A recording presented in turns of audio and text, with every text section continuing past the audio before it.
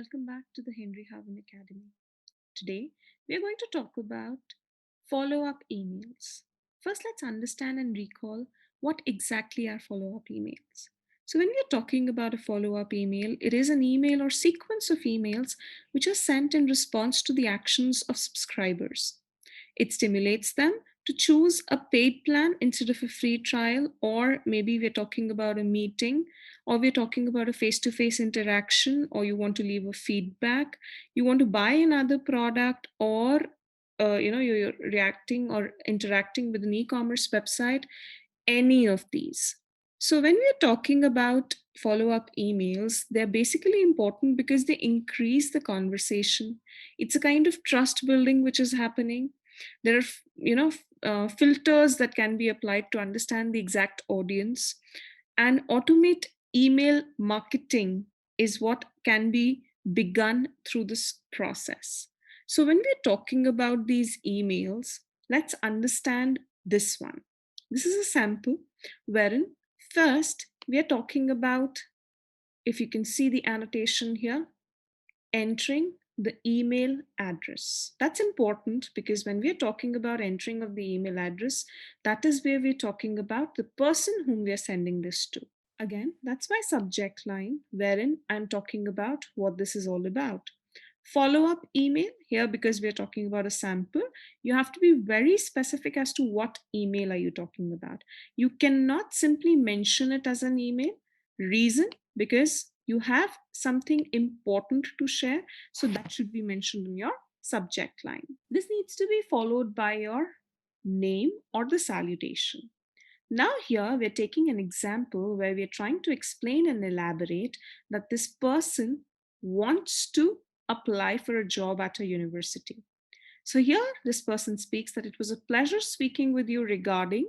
Now, if you see here, all these details regarding employment opportunity at the University of Ohama. This detail is an important information, thus this has to be in bold. As we discussed, I am interested in providing orientation and mobility or licensed service to students with disabilities. Now here, if you see, the important aspect is as we discussed. Why is this aspect important? This is basically important because you've had a telephonic conversation before, and this one is just to verify that you have discussed this over call. Please consider my qualifications if a suitable opening becomes available. Maybe someone told you that this is not available, but you can maybe share your resume, and we're going to further look into the process in case we have any further openings.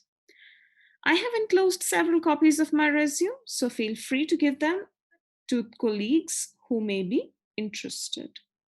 Throughout my career, I have learned that the availability of orientation and mobility. So here, if you see this paragraph, this person has started describing himself or herself.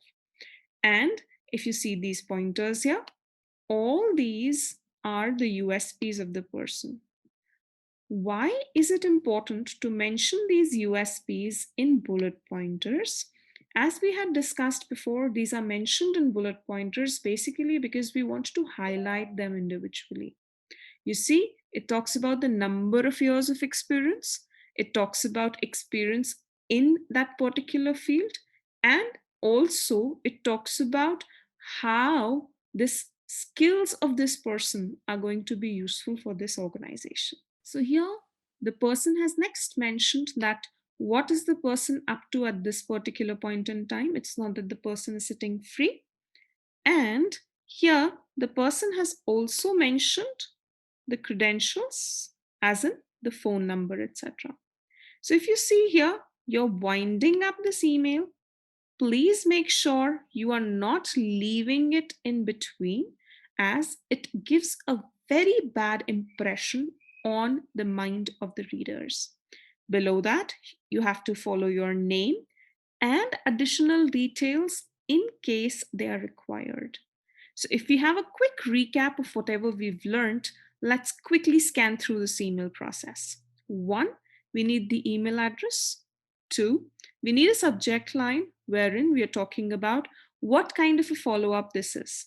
As this one is a sample, I've written it as follow-up email, but you are going to mention it as follow-up for, followed by whatever you're writing for. Then we're talking about the salutation. If you see the entire body post the salutation, it is divided into smaller paragraphs. Do not exceed your paragraphs more than 3 to 4 lines because it becomes really difficult to read everything in that. Moreover, you have to be very clear and precise with whatever you have to share with the audience. People do not have their entire day to read your email. It needs to be short, crisp, and to the point. Later, if you see, he or she has mentioned that here are the USPs that the person is looking for. Before you are moving on to the closure, you are making sure that you have culminated your email properly and thereafter the closure. Here, before you hit the send button, please make sure that you are reading, not just reading, rereading the email carefully. Not a single spelling error or grammatical error should be there. Why? The reason is simple that once there's a grammatical error, it impacts your performance. I hope this has made things clear to you. We'd be back with more such interesting sessions. Thank you so much. Stay tuned.